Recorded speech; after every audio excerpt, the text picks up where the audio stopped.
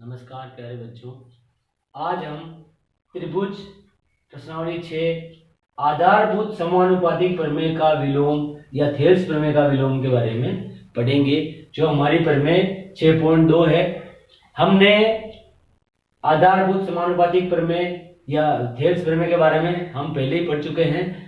हमारी जो ये प्रमेय है थेल्स प्रमेय का विलोम है, और कथन क्या है इसका, यदि एक रेखा किसी त्रिभुज की दो भुजाओं को एक ही अनुपात में विभाजित करे तो वह तीसरी भुजा के समांतर होती है। अर्थात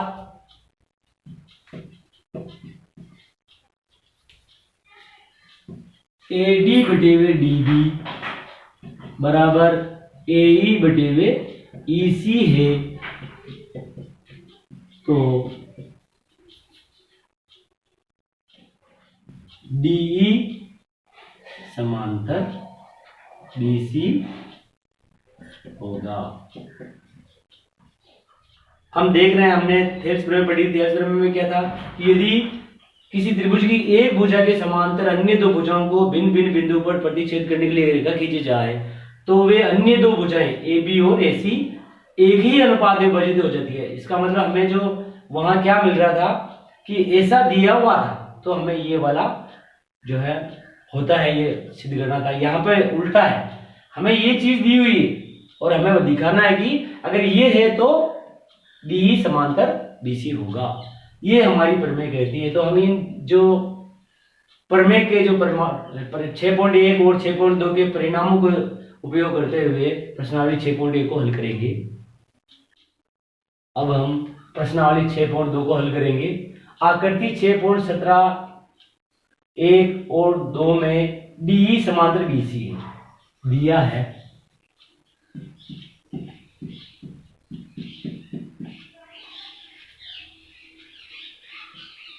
DE समांतर BC, DE समांतर BC दिया है, तो थेल्स प्रमेय से हमें क्या पता है, AD बटे हुए DB बराबर AE बटे हुए EC।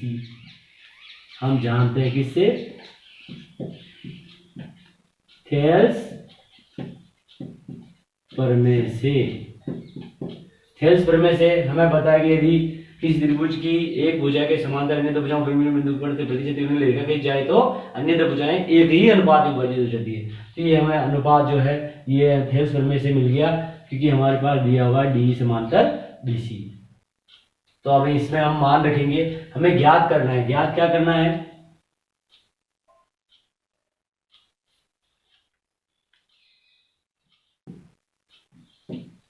EC हमें ज्ञात करना है।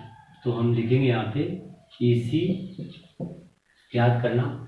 अब मान रखते हैं AD का मान कितना है, 1.5 बटे DB हमारे पास 3, AE 1 सेंटीमीटर है। EC ज्ञात करना है हमें, EC इधर जाएगा और 3 इधर आएगा, क्या होगा 1.5 इंटू EC, और 3 इधर आएगा तो 1 इंटू 3 क्या आएगा, 1.5 इधर जाएगा तो भाग में जाएगा, इधर गुणा में, तो EC बराबर आ जाएगा 3 एकम 3 बटे हुए 1.5। तो EC बराबर आया हमारे पास, पॉइंट हट जाएगा, 0 लग जाएगा, 15 एकम 15, 15 दूनी 30, EC बराबर 2 सेंटीमीटर। आंसर।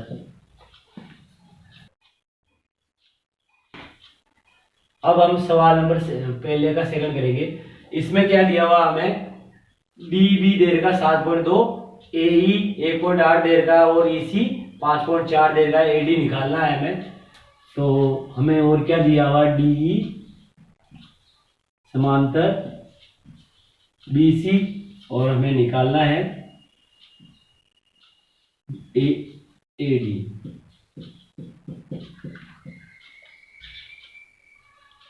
DE समांतर BC दिया हुआ है, इसका मतलब थेल्स प्रमेय से क्या हमें पता है, AD बटे हुए DB बराबर AE बटे हुए EC। किससे, ये थेल्स प्रमेय से, थेल्स प्रमेय से हम जानते हैं कि यदि किसी त्रिभुज की एक भुजा के समांतर अन्य दो भुजाओं को भिन्न भिन्न बिंदुओं पर प्रतिच्छेद करने के लिए रेखा खींची जाए तो अन्य दो भुजाएं एक ही अनुपात में मौजूद होती है। तो ये हमें परिणाम मिलता है इसका। तो इसमें हम मान रखेंगे एडी हमें ज्ञात करना है, डीबी 7.2, एई 1.8, ईसी 5.4। एडी निकालना है, 7.2 को इधर भेजेंगे, भाग में इधर जाएगा, गुणा में चला जाएगा, तो एडी बराबर आ जाएगा 1.8 इंटू 7.2 बटे 5.4। पॉइंट से पॉइंट कट जाएगा, 18 एकम 18, 18 दूनी 36, 18 54, 18 54। अब 3 से इसको काट देते हैं, 3 एकम 3, 3 दूनी 6 और 3 चौक 12। तो एडी हमारे पास आ गया 2.4 सेंटीमीटर। अब हम सवाल नंबर 2, त्रिभुज PQR की भुजाओं PQ और PR पर क्रमशः बिंदु E और F स्थित है। निम्नलिखित में से प्रत्येक स्थिति के लिए बताइए कि क्या EF समांतर QR, EF समांतर QR हमें ये दिखाना है। दिखाने के लिए क्या करना पड़ेगा, सबसे पहले हम अनुपात चेक करेंगे कि PE बटे हुए EQ बराबर PF बटे हुए FR है या नहीं। अगर अनुपात बराबर होगा तो हम थेल्स प्रमेय के विलोम से बता देंगे कि जो है EF समांतर QR है। तो सबसे पहले हम अनुपात चेक करेंगे, PE बटे हुए EQ। PE का मान हमें दिया हुआ 3.9 और EQ का मान 3, क्या आएगा 3 एकम 3 और 3 एकम 3, 3 एकम 3 और 3 3 9, 1.3 सेंटीमीटर। ये हमारे पास PE बटे हुए EQ आया, 1.3 आएगा, सेंटीमीटर नहीं आएगा।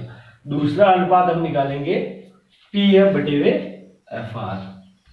तो PF बटे हुए FR हमारे पास निकालते हैं, PF 3.6 और FR 2.4।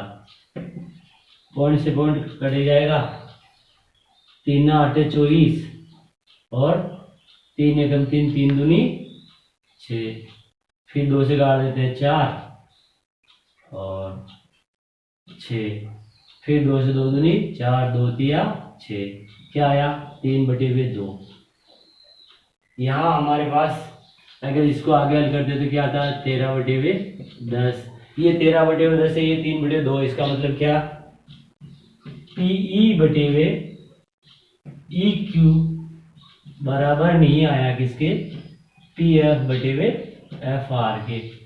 ये अनुपात बराबर नहीं है तो हम जो है कह सकते हैं कि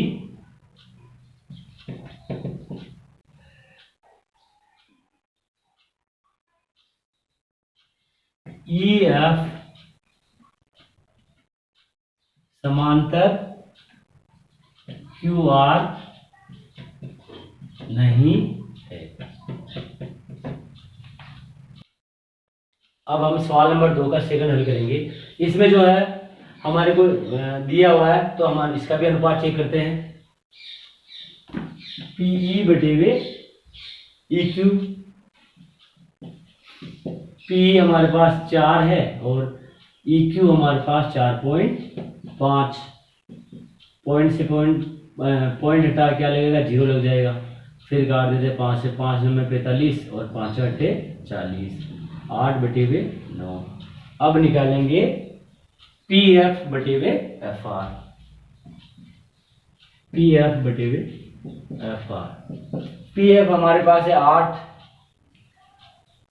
सेंटीमीटर और RF है 9 सेंटीमीटर। सेंटीमीटर हो जाएगा 8 बटे हुए 9। PE और EQ, PF और FR के जो है अनुपात के बराबर आ गया, तो हम यहाँ लिख देंगे PE बटे हुए EQ बराबर PF बटे हुए FR।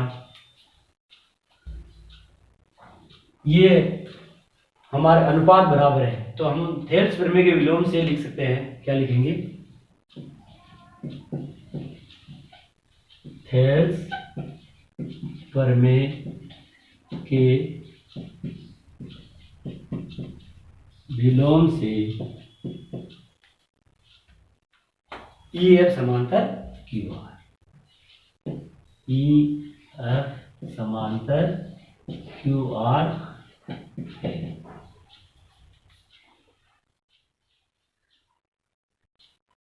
अब हम सवाल नंबर 2 का तीसरा हल करेंगे।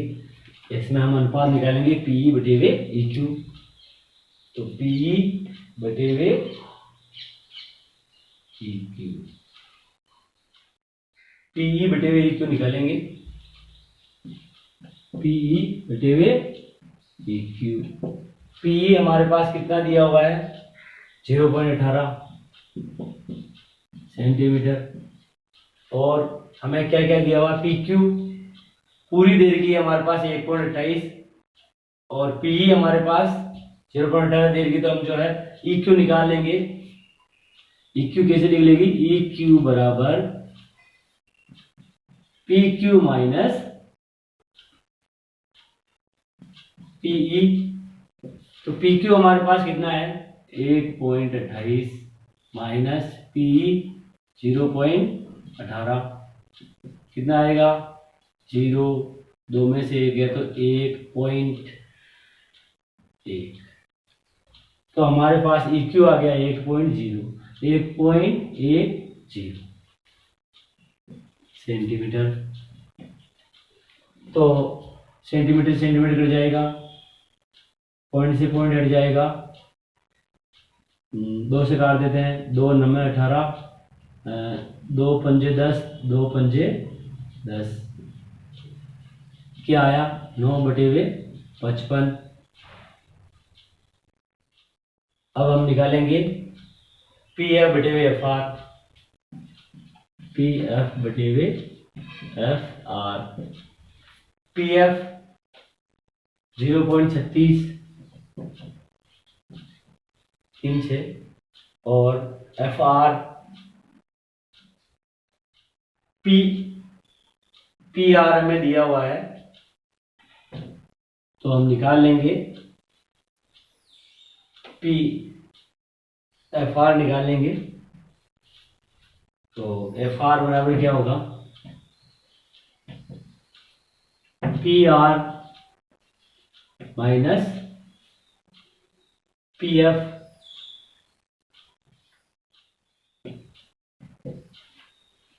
पी आर कितना है? 2.56 माइनस पी एफ 0.36, घटाएंगे 0, 5 में से 3 गए तो 2.2, क्या आएगा? सेंटीमीटर। 2.20 सेंटीमीटर और ये हमारे पास 0.36 सेंटीमीटर। पॉइंट से पॉइंट हटा देंगे, 2 से काट देते हैं। 18 दूनी 36 और 2 एकम 2, 2 एकम 2 0, फिर 2 से काट देते हैं। 2 9 में 18, 9 दूनी 9, 2 9 में 18, 2 से इसको काटा 2 पंजे 10, 2 पंजे 10, 9/55। तो ये हमारे पास आ गया 9/55। हमें क्या मिला?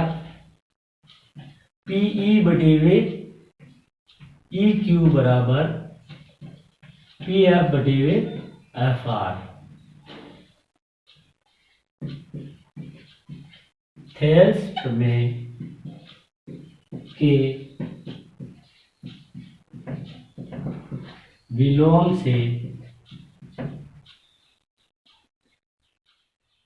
ई एफ समांतर क्यू आर, ई एफ समांतर क्यू आर।